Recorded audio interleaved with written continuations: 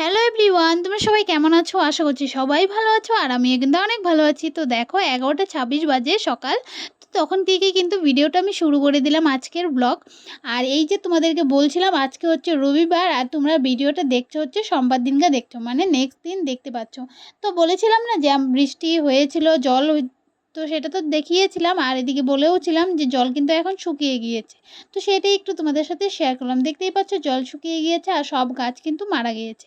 এখন চলে আসলাম হচ্ছে খাওয়ার জন্য। তো মুড়ি দিয়ে আলু ভাজি দিয়ে যা যা ভাজি ছিল ওই সব কিছু দিয়ে খেয়ে নিলাম। তো তারপর চলে আসলাম হচ্ছে ওই বলেছিলাম না যে ঘরে জল ঢুকবে ঢুকবে ভাব হয়ে গিয়েছিল, তো তার জন্য সব কিছু নিচের জিনিস উপরে উঠানো হয়েছিল।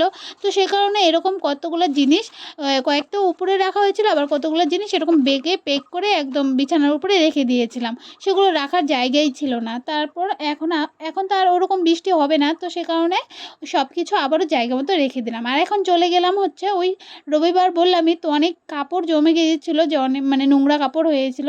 তো সেগুলো এখন ধুয়ে দেবো, তো সেটাই তোমাদের সাথে একটু শেয়ার করছি। তো এখন প্রথমে হচ্ছে ওই যতগুলো কাপড় নিয়ে আসলাম সবগুলো হচ্ছে ভিজিয়ে রেখে দেবো। তারপর হচ্ছে ওগুলো পরে অল্প পরে ধুয়ে দেবো। আর এখন হচ্ছে ওই জুতো যে নিয়ে এসেছি জুতোটা এখন একদম চকচক করে ধুবো। তো জুতোটাও নোংরা হয়েছিল, তো সেটা তো আর ঠান্ডার দিনে ইউজ করেছিলাম, তারপর আর মানে ধুয়ে রাখার কথা ভুলেই গিয়েছিলাম আর পরাও হয়নি, কোথায় রেখেছিলাম। তারপরে যখন জল হয়েছিল তখন ডুবে গিয়েছিল। তো নোংরা জলে ডুবে গিয়েছিল, সে কারণে ভাবলাম যে না একদম এখন চকচক করে ধুয়ে দেই, তারপরে রেখে দেবো ধুয়ে একদম শুকিয়ে। এত মাত্রা রৌদ্র দিয়েছে মনে হচ্ছে 1 মিনিটে হয়তো জুতোগুলো শুকিয়ে যাবে। তো সত্যি তাই। ওই জুতোগুলো এখন ধোয়া কিন্তু আমার কমপ্লিটই, তোমরা নিশ্চয়ই দেখতেই পাচ্ছ। ও এখন রেখে আসবো রোদ্দুরতে। আর কন্টিনিউ কয়দিন থেকে এত মাত্রা রৌদ্র দিচ্ছে মানে ঘরে থাকাই যাচ্ছে না। যখন বৃষ্টি হয় বৃষ্টি হয়েই থাকে কন্টিনিউ এক নাগাড়ে পড়েই থাকে। আর এখন যে রৌদ্র দিয়েছে 2 দিন থেকে ঘরে একদম থাকাই যাচ্ছে না। এত মাত্রা গরমের তাপটা এতটাই মানে কি আর বলবো। আর ঘরে তো ওরকম কিছুই নেই, ইনভার্টারও নেই, কুলার এসি কোনো কিছুই নেই। তার যখন হচ্ছে কারেন্ট যায় মনে হচ্ছে আর বাঁচবো না, এখনই হয়তো শেষ। তো ওই হচ্ছে। তারপর দেখো আমার কিন্তু সব কিছু কাপড় একদম মানে একদম সব ধোয়া কমপ্লিট। এখন হচ্ছে লেড়ে দিচ্ছি আর এখন হচ্ছে হাত পা ধুয়ে ঘরে চলে যাব। আর ঘরে এসে কিন্তু একদমই রেস্ট করার সময়টি পাইনি। এখন চলে আসলাম হচ্ছে বিছানা উঠাতে। কারণ কি বলতো ওই 12টা নাগাদ হয়ে গিয়েছে, এখন হচ্ছে একটা বিছানা এখনও উঠানো হয়নি। ভাবলাম যে না বিছানাটা আগে গুছিয়ে নিই, তারপর কি করব সেটা পরেই দেখা যাবে। তো এই তো দেখো তারপর কি করি, ওই ভাগ্নি চলে আসলো। আজা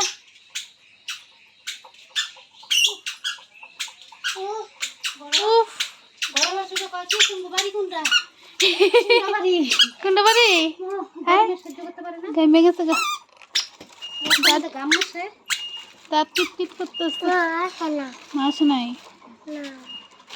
ফ্যানের হাওয়া খাবি, ভালো মতো রাখো। এদিকে আসো, বসো। বললো কে খাবো? এটা আমি খাবো। এটাকে খাবো, আমি এটা খাবো। এটা মাসি খাবো। না হ্যাঁ না হ্যাঁ না হ্যাঁ। না। এখন হচ্ছে গিয়ে ওই ভাগ্নিকে দুধ রুটি খাওয়িয়ে তারপরে হচ্ছে আমি নিজেও খেয়ে নেবো, আমারও খিদে পেয়ে গিয়েছে। কই ঢুকতেছিস এদিকে এদিকে? হ্যাঁ মেহেন্দি দিচ্ছি। তো কয়কে মেহেন্দি দিচ্ছি? কই মেহেন্দি দিচ্ছি কো? হ্যাঁ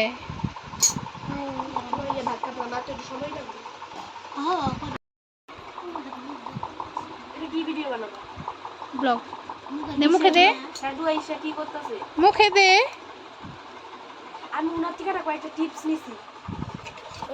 খাওয়া না অনেকটা কষ্টের ব্যাপার। তারপর দেখো বিকালবেলা হচ্ছে টিউশন পড়তে এসেছিল এই যে আমার স্টুডেন্ট, সব পাড়া জিনিসও এক্সামে লেখে না।